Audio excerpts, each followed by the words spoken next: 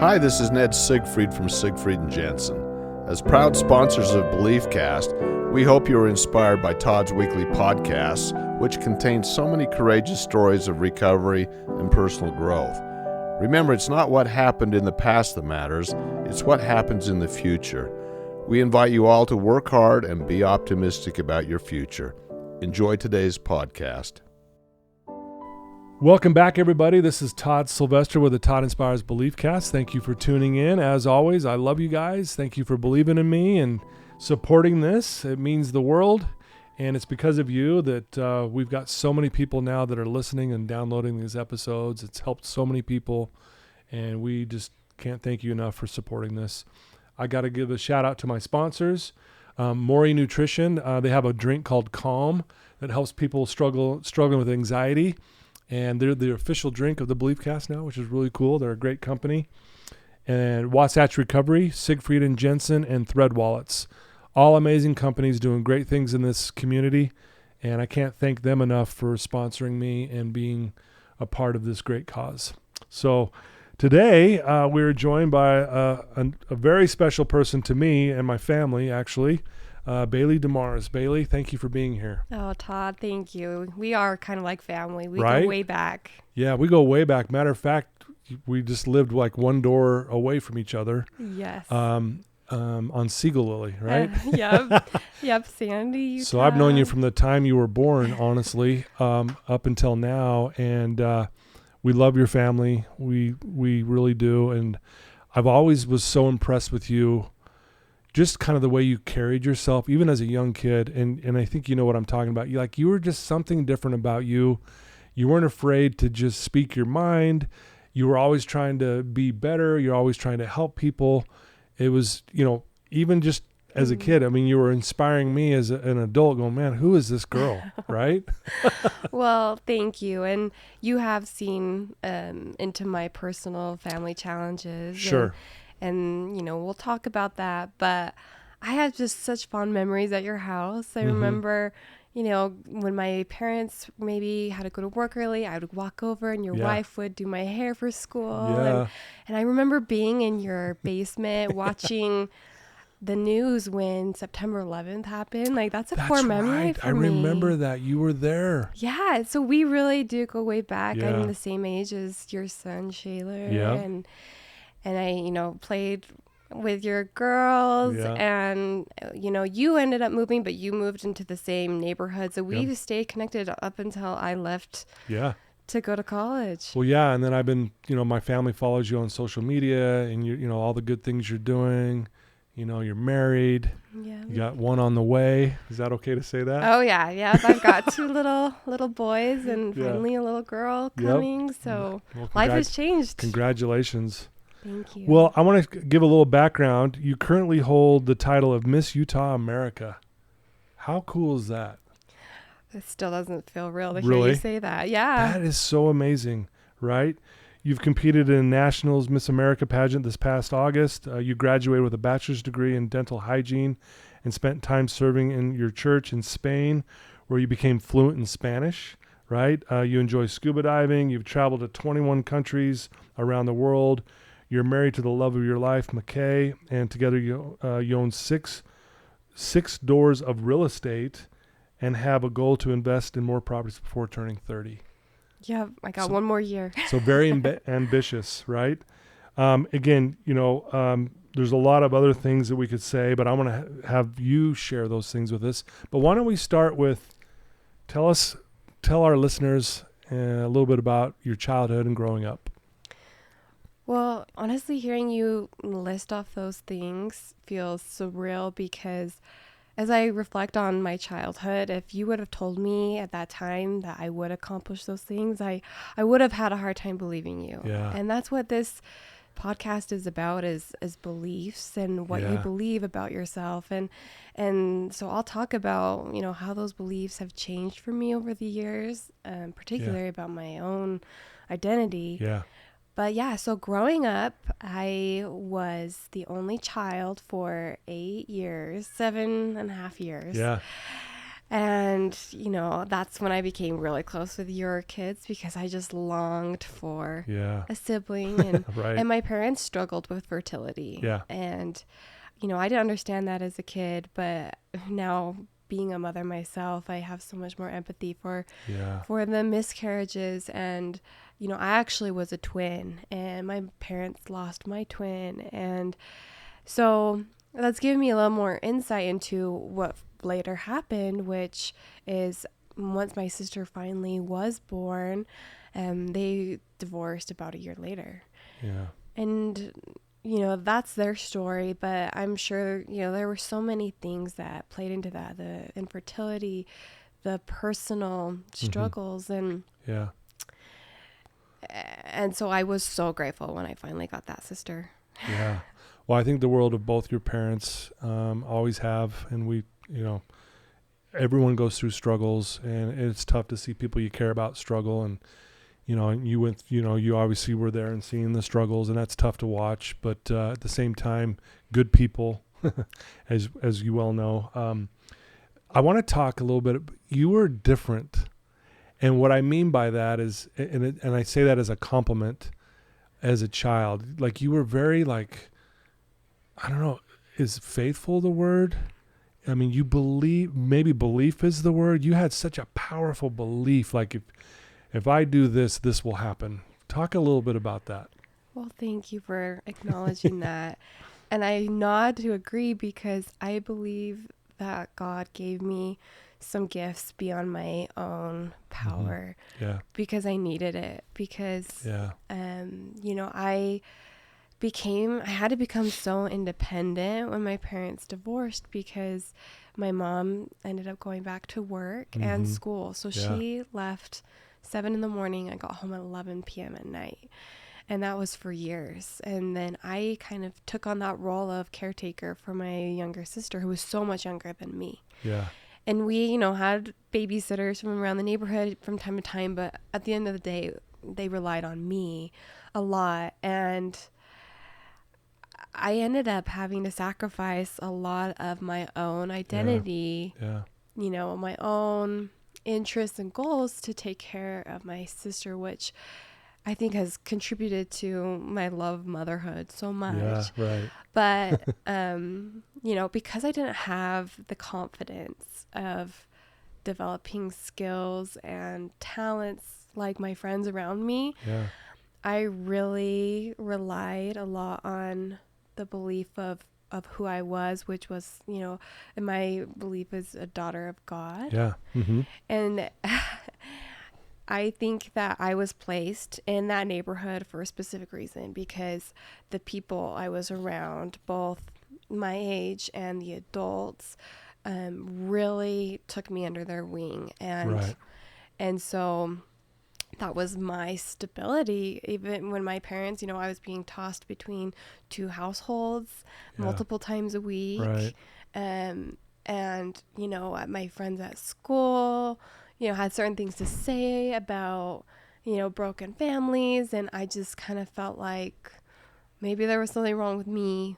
But the one thing I do know is I feel good when I go to church and when I'm around these people. And so when you say that I was different, I think that was what God knew that I needed to survive and make it out of that time of my life without, crashing and burning. Yeah.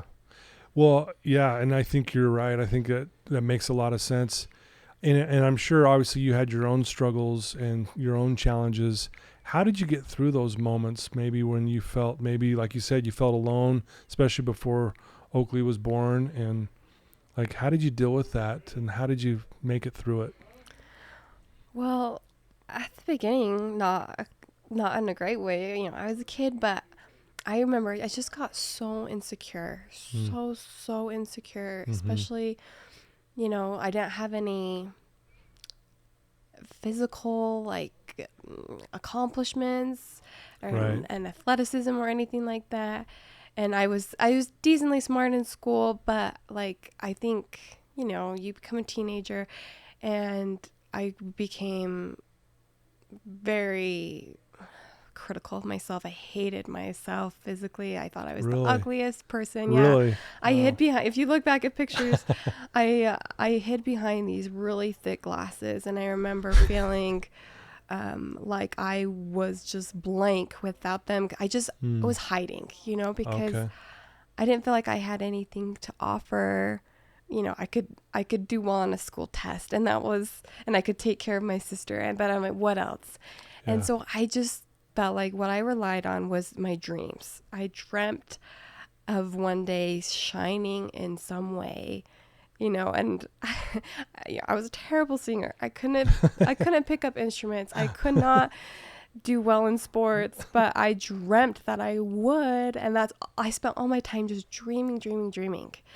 And finally in high school, I started kind of changing my belief about myself and took off those glasses and took little steps to get out of my comfort zone by doing some student government and trying out for the tennis team and just trying things. And I think that was kind of what established a pattern that I developed later in my life, which is, you just do little things to eventually become, better and more than you think you are. Right. Yeah. Yeah. And, it's funny because, looking from the outside in, I never would have thought that about you.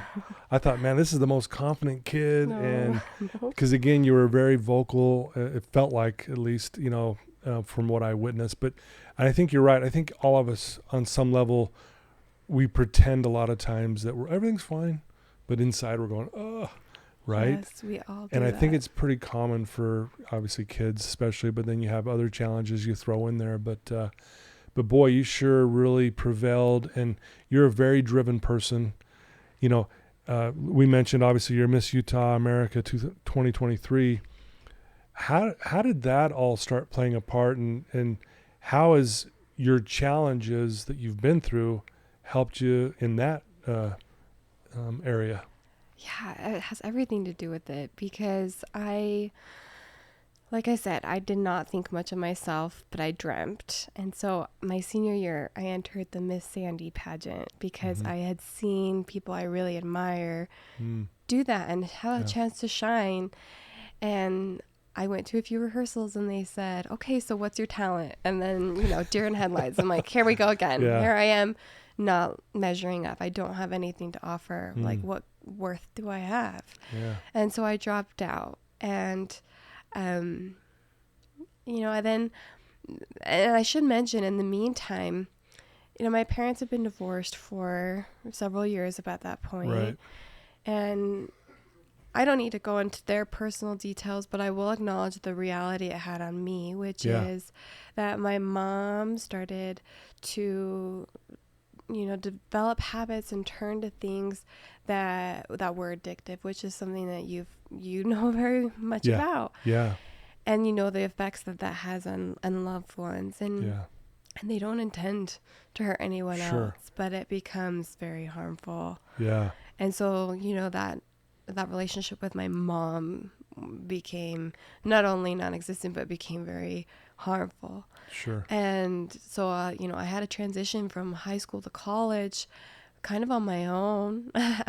And my dad, my relationship with him was, there were so many years that I wanted him to be something that he wasn't. Yeah. And so then I was bitter toward him. And then about that same time, that senior year, when I realized, okay, my relationship with my mom is not good, I started just accepting my dad for who he was, and he and I became the best of friends, and we still are. And he's going to listen to this, and I want him to know how important his relationship with me has been, because, even though we have different lifestyles, he helped me by just believing in myself. He was always the one to remind me to believe in myself when I didn't. And so that led me to make good choices that, brought me good things in my life, which was to serve people in my church, to go to Spain in the mission that I served. And that led to, coming home, getting a great degree, meeting my husband, because I started believing that I was worth more. And and he is the most amazing man in the world, I think. Yeah. I joke, but sometimes I say if anyone realized how great he was, they would murder me so that they could get to him. Yeah. Yeah. I'm not kidding. Like, he is the most incredible man. And that's awesome. But, I had dated people before that who, saw me for coming from a broken family and didn't contribute to me believing in myself. And I'm really grateful that I took the leap to believe a little bit more in myself, that I believed I could be worthy of someone so great as my husband, because now my life, everything good in my life is because of him. Yeah. But to answer your question about how that led me to do Mrs. Utah America is, I accomplished so many things. I got married, I graduated, I learned a new language, and then I became a mom, which is something I dreamt of too, Yeah, right. So many little girls dream of that. And I dreamed of how I would do things a little bit differently. Everyone does, Sure. take the best from their families and make it better. And, I had so much experience already with my little sister, and I'm like, I can't wait to do that on my own, but will I be able to? My parents, struggled. Yeah. And so I was terrified that I would be infertile and that I would have those same pains that my parents had. Yeah. And fortunately, I was able to have my first baby, and that was a miracle. Crazy story. I mean, he was born premature and almost on a plane because he came so early. I wasn't anticipating that. So I was on my way to the airport when I went into labor with him. Oh, really? And I was in another state. And so we just had to Google a hospital. Oh, man. Get off the freeway, go have a baby out of state. Oh, so that was, traumatic. Yeah, I can imagine. And so I remember after he was born, he ended up being okay. We had to treat him in the NICU for a little bit, but he was okay. And I saw that, I then my identity became a mom, and I was like, okay, well, I need to remind myself what I am personally worth besides just the title of a mom, which is the most amazing title, but who am I again? I had to rediscover that. And that's something I've learned. You don't just kind of reach a point where you've made it and then you know who you are the rest of your life and you're great, Right. Like, you have to go through cycles of reminding yourself who you are and what you want. Yeah. And so I had seen someone on Instagram, an influencer who I admired. Her name on Instagram is Ballerina Farm. Her real name is Hannah Neeleman. And I saw that she was competing for Mrs. Utah, and she won. And she had several kids, I think 6 at that time. Oh, wow. Really? And I was like, wait, you can be married and you can do a pageant. And pageants appeal to me just because not only do you get some stage time, which is something I never had, but you also get a chance to do good. You have a platform that you are giving back. And so I like the dual benefit of that. Yeah. And I saw her do it. Awesome. And I was like, okay, maybe that dream I had could be resurrected.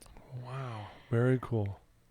So, I mean, what led me to actually doing it was after the trauma of that first birth, I was like, I'm ready to do this other birth, but be more in control, right? We always want to be in control and we want things to go our way. Yeah.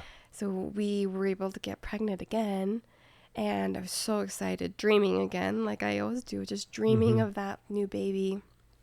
And, those thoughts that I always had about, your body's going to fail you, just like your mom, had those struggles. Those came and they manifested to be true. I got the terrible news that nobody ever wants to hear, that the baby no longer had a heartbeat. Oh, I'm sorry. Thank you. And And it's not uncommon. So many people get that news. Yeah. But for me, that was the worst thing I've ever experienced as far as a personal, like, it wasn't my parents. It wasn't, it was something, Yep. So close to home. Wow. And then I was like, those pageant dreams were pushed to the side. I was like, I need to like get through this. I need to, cope. Well, yeah. And it's traumatizing, and it's, it's stuff, if you don't try to deal with that, it's just going to keep lingering and festering. And so it's probably good you did put that on the back burner for a minute and focus on you, right? And work through that. What did you do to kind of deal with that? Well, at first I, just wallowed, and I felt alone because it is so common, but it isn't talked about a lot because it's personal, and it makes others feel uncomfortable a lot of times because they don't know what to do. You can't do anything. They don't know what to say. And so I felt really alone, and I was like, well, I guess the solution is just to get pregnant again and try again. But that's terrifying. I don't want to experience it again. Yeah, you don't want to go through that again, right? Yeah, and so we did get pregnant again. And that was not an enjoyable pregnancy because you're just thinking of the worst case scenario the whole time. But you were longing for result. 9 months is long enough, but then when you're worried about that, it probably made it seem way, way longer. Yeah, it did. So we decided, one coping mechanism was we decided not to find out the gender, and part of that was, I don't want to get too attached. Really? Okay. Because, I don't want to give up a piece of my heart again, but it's like, no matter what, you're going to be hurt. But that was something to like keep us looking forward to something. There's anticipation building for the gender reveal at birth. Right. and so he fortunately was born. It was a boy, and that was such a happy moment. When my husband was able to tell me that news, I just delivered this baby, and it went so much smoother than the first time. And he said, it's a boy. And oh my goodness, I'm a boy mom. I just have 2 boys. And I thought that would heal me and to have a healthy baby, but it didn't, which is something that surprised me because, I kind of just thought, getting pregnant again would be the solution. But I didn't ever take the time to work through those feelings. Right. And so I found myself, again, even though I had this healthy baby and 2 kids, I'm like, I'm still feeling empty in a way. There's still something missing. And that's when, I gave birth in June, and then in September, I was reminded about the pageant. And the signups were coming up, and I'm like, maybe this is going to help me direct that energy into something positive. And maybe my platform, because in the past I was like, what could my platform be? I'm a dental hygienist. Maybe I can promote oral health.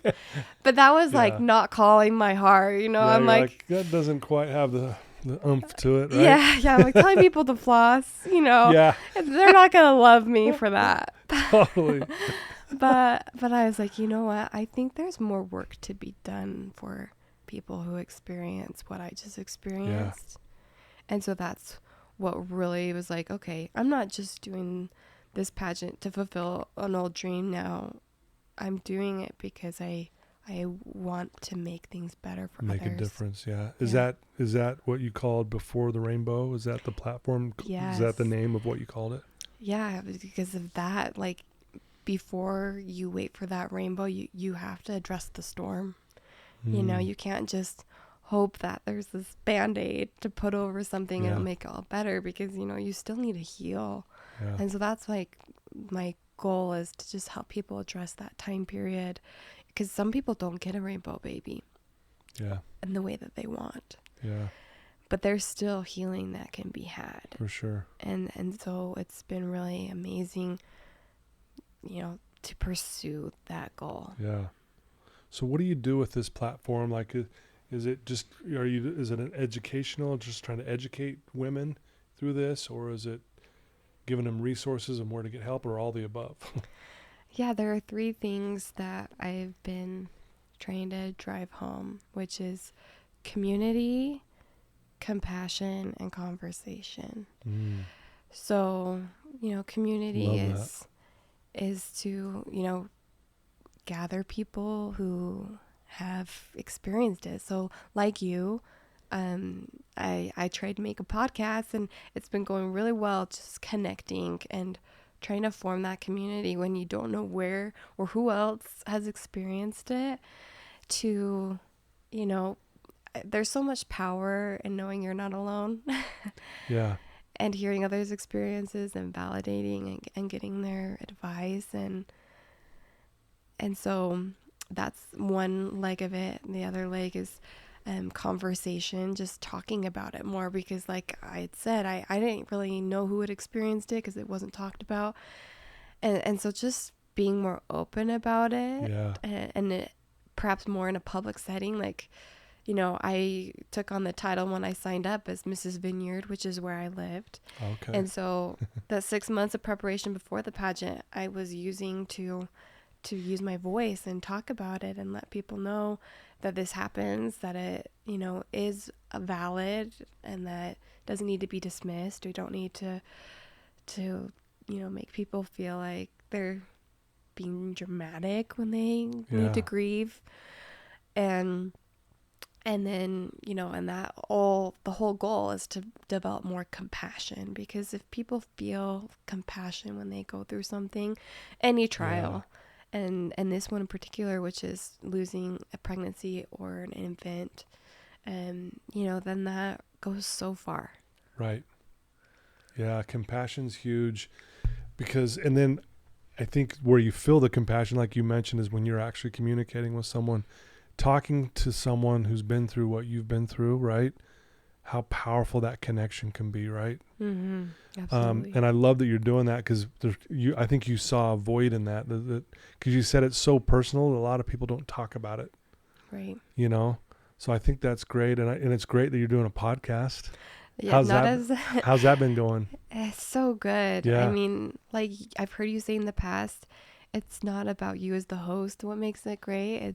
It's about the guests. And I would argue that you are an amazing host, so you are what makes it great. But thank you. But I don't feel that I'm the star of that. I feel like I'm just so grateful for every guest who's willing to come and be vulnerable and share. And I cry with them. I've never met them before. Right. And I just feel so connected, and it just feels like such a sacred space, to get so personal into someone's life and learn together. Wow. That's so cool you're doing that. So how long have you been doing the podcast now? So I guess in those 6 months I was preparing for the pageant, I signed up for the pageant 3 months postpartum. So I was working on every element of my life. I was trying to get back in shape, which was amazing, because I know you do a lot in weightlifting. Yeah. And I've just learned the power of strength training and, getting the right nutrients and protein. And so that was the strongest I've ever been. I just had my second baby full term, and I was able to become the strongest and most lean self I've ever been. And that was empowering. Yeah. And then, I was working on being more outgoing and getting out of my comfort zone again, and getting in the community and developing relationships with new people. And then I was working on interview skills and being able to sit down and have conversations. Yeah, right. And then I was working on walking in high heels, and funny enough, my husband was the best coach in that. He was I don't know how you do that. I'm telling you, that looks impossible. Oh man. It just feels good to take a look at every element of your life and try to improve it and have a reason to. Yeah. that's why people sign up for marathons. They sign up for competitions so that they have a date and a goal. Yeah. And there's a lot of power. Oh, there is. Yeah. Knowing that you're shooting for something, there's an end goal in mind. This is where I'm going. Yeah. I love it. Yeah. I've seen you do competitions and so I spent those 6 months doing that. And I told the judges, okay, if you give me the opportunity to be Mrs. Utah, I will make this podcast to, accomplish those 3 goals of mine. And so I started it. But I'm like, regardless, I'm going to do it. And yeah, right. But I didn't actually intend on winning. Like I could envision me with that crown, that crowning moment, just like I had seen Hannah Neeleman receive. I could imagine that. But honestly, I felt like the journey was already my prize. Yeah, right. My husband told me constantly, you are just the best version of yourself right now. And I just felt, like I really was changing how I believed about myself. Instead of believing I was so insecure and so incompetent, I became like more powerful and in control of what my life was doing. And so I didn't really mind if I won or not. I was just happy to be there and standing on that stage in a swimsuit, just so vulnerable. I just felt like, wow, I'd already won. And so when they, continued to announce who was getting further in those rankings and they kept calling me, I was just like, oh, okay, great. And then they called my name as the final winner, and I was like, wow, you gotta be kidding me. I didn't really think this far ahead. I just wanted to show up to this day. Right. And I did it. And so then the next day I hit the ground, or actually I had published some episodes right before like the competition, like the day before. I'm like, hey, I told the judges this is what I'm going to do. Yeah. They can look it up. This is a sample of what I've done, of these great stories that I've been able to reach. And then, so I was crowned in March. And so I've done every week since. So I think I'm 40 episodes deep. That's awesome. So, and I, like you, I'm sure when you first started, it was like, who's going to want to do this? Yeah.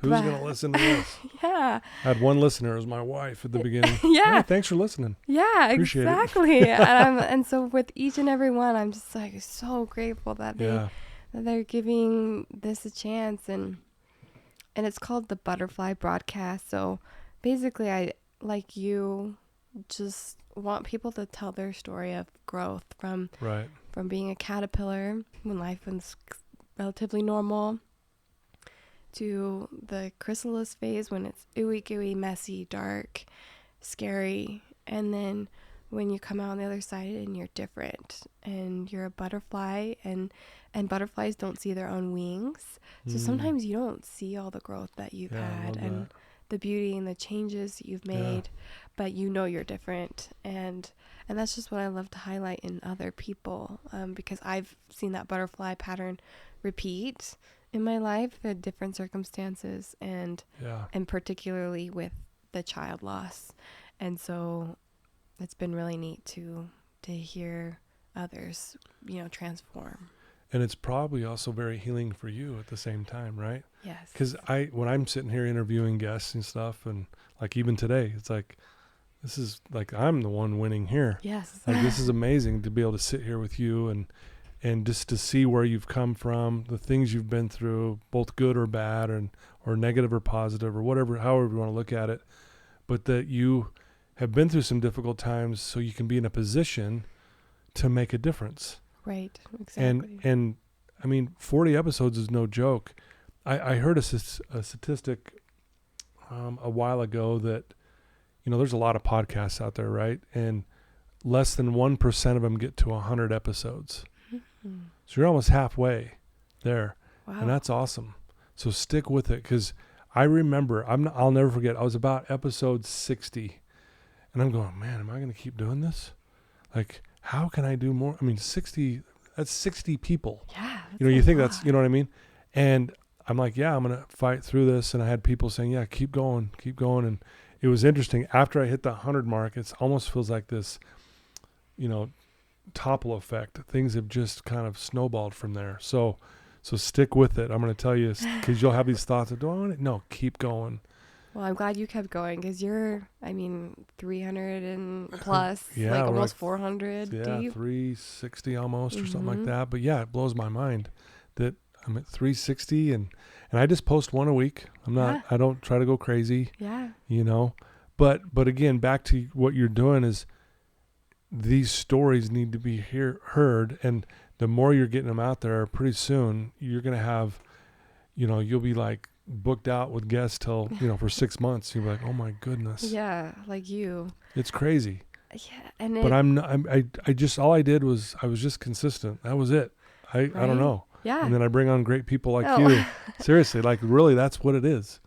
Well, I'm sure you've felt this way, but I feel like there are two different benefits to it. It's beneficial for the guest because they're able to share things that maybe they can't in other settings and reflect, and it's beneficial for them to share the episode with people who might benefit from learning those things about them. Right. Yeah. And then it's also benefit to the stranger who doesn't know that guest, and they hear someone they've never met say things that they felt before. Yeah. And I feel like that, so many episodes that you've posted, I didn't know that person personally. Yeah. But listening to them, I could relate, and I could see, light at the end of the tunnel in my own situation.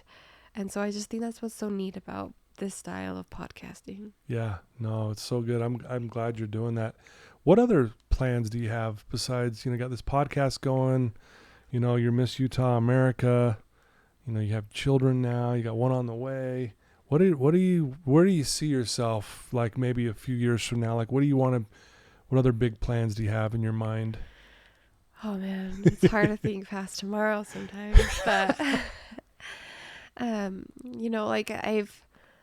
podcast is something I've been able to personally contribute, and then I've partnered with the organization in Utah called Share Parents of Utah, and I want the whole world to know about them, particularly locals. It exists in the whole country, but the Utah chapter is really developed, and what they do is just outstanding. Every volunteer has experienced a loss of a pregnancy or an infant, and they just give their time to better the experience for those actively going through it. So if someone gets that bad news and they are at the hospital and they're about to deliver, a volunteer will come and hold their hand through it and take pictures and bring them like little memento gifts that just the hospital isn't prepared to do. The hospital has to do their thing. Yeah. But somebody who's been there, I wish I had more photos like this with my baby. Let me do that for you. Let me take molds of their hands and feet for you to hold forever. Yeah. And I've had the opportunity to do that, and let me tell you, that is, like I said, I'm going to use a word again, sacred. To be able to be a part of that for somebody else. And as bad as you wish that wasn't happening to them, it's going to happen. And if you can make that better for them, so they don't feel so alone and so that they don't have regrets. Yeah. And so, that's just one way that the organization volunteers. And so I foresee myself, doing that for quite a while, as long as I can, because a lot of volunteers say that's the way they can parent their child, is by giving back in that way. And I am currently pregnant right now, which brings on, I have to remind myself of this belief system that I developed, because I found myself crashing back down because everything that I had just gained control of, that like I was losing control of again, because I can't control that. My body is reversing basically what I just worked for, and it's creating a beautiful life. And but then I'm, also battling those fears again of losing this baby, and interviewing people every week about their loss, and not feeling like, oh, that's going to happen to the baby I'm actively growing right now. That's hard. And I've found myself, feeling little again. And I've had to remind myself what the steps were that I did to get, my high moment of winning Mrs. Utah. And so, I'm not going to pretend that just because I won that means everything is peachy. Sure. I'm struggling again, and I have to, hopefully get this baby here safely, and that's on me. And is that part of the struggle? You're kind of still, again, going back to worrying about this and about the pregnancy and the baby being healthy. Worrying sure, about which makes the total heartbeat sense. stopping again, right. And worrying about, my body failing this child. And then I also, the nature of the beauty industry is, to be in your best shape. And so it's hard to do that while you're actively gaining weight every single week, like, and even though that's not what matters, it is challenging. It is challenging. And so I've had to okay, what is my worth really based on? Is it based on, if I can fit into a size 0 dress? No, it's not. But as women, we struggle with that a lot. Mm-hmm. And so to answer your question about what's the future, I think it's just going through this butterfly cycle again and again. I'll have highs and lows, but just remembering the highs that I've had, which were a choice. I had to choose to make the changes in myself to believe more of myself. And just continue that pattern, as my kids get older, and be an example to them and influence them like I was influenced by Ballerina Farms, like realizing that I am an influencer to these hopefully 3 little children. And they watch everything I do, how I talk about myself, how I talk about the world, what priorities there are. Right, And so, just continuing to hopefully become better. I can't think that my Mrs. Utah was the best time I've ever had and I'm peaking there. No, I got to keep getting better. Yeah, your best work is ahead of you, for sure. If there's someone listening to you right now, Baylee, who's struggling, they're in a bad place, maybe they've lost an infant, or a child, or whatever it may be, what advice would you give that one person listening to you right now? My advice, I could say so many things, but I really do believe in the power of community, finding somebody who will listen, and so you don't feel alone, because when we're in our darkest hours and we're alone is when things go bad. That's when we make bad choices, or we don't even choose, but we just get into a bad situation. And so it's so important that, you either seek it out. You can't always just wait for somebody to come to you. Sometimes you have to seek it out, but there are people who will stand by you and remind you of your worth, or just remind you that what you're feeling is normal. Because like you said, infant loss, nobody wants to feel that, but there are people who do feel it. And so if you can talk to them, you'll see that, it'll hurt the rest of your life, but you'll be stronger to carry that pain. Sure. And so just don't think you have to do things on your own, because we're here on earth to be, together, and that's what life is really about. I love it. Very, very well said. And honestly, a good place to go would be to listen to your podcast, because you're bringing on these people who've been through it. Yes. Right? Again, it's the Butterfly broadcast. Yep. Sorry, I said that right. But that would be a great resource for anyone who's lost someone, an infant, to listen to that, because you're bringing on people who've been through the same thing. It'll help you maybe build a little bit of that community you're talking about, and just know that you're not alone. You know. So I think I would challenge any of the listeners right now who may be going through that, is to reach out to you, please, and to check out your podcast and subscribe to it, and and be a part of what you're doing there. And that, I mean, again, I'm impressed. You got 40 episodes. That's no joke. That tells me you're really pushing forward and doing some good things with it. I'm grateful for the guests, and it's the end of right now is the end of the year, and you get those analytics, and it's just really fulfilling to see who it's reached. Yeah. And I don't care about the numbers. I'm not gaining from it. Financially or anything. I'm gaining my soul. Yeah, exactly. But it's so cool to see how many people it can touch. And my dad is one of my most faithful listeners. That's awesome. And he'll share it with his friends, and he's in a different stage of life right now, but even though it might not apply to you directly, I think there's so much value in just hearing about other people's experiences. Yeah, absolutely. Yeah. How do people overcome hardships? It doesn't matter necessarily what it is. You don't have to be exactly, but anyone can gain from it. Yeah. Well, if someone wants to reach out to you, Baylee, and learn more about, the organization Share Parents of Utah, obviously connect with your podcast, maybe even know more about you and connect with you, and maybe learn more about pageants and all of that, what would be the best way for someone to do that? So Instagram is a great way. My personal page is at Baylee Demars, and BayleeDemars, just my first and last name. And then I also have the Mrs. Utah America page, and I know pageants have a stigma, and everyone has seen Miss Congeniality, which is so fun.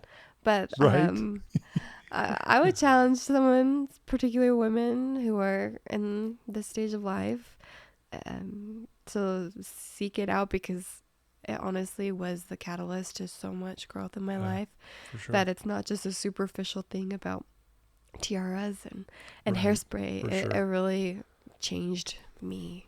And I'm grateful. Well, I don't think people appreciate all the hard work behind the scenes. Yeah. Right. That you go through to be even ready to do it. And so, it's a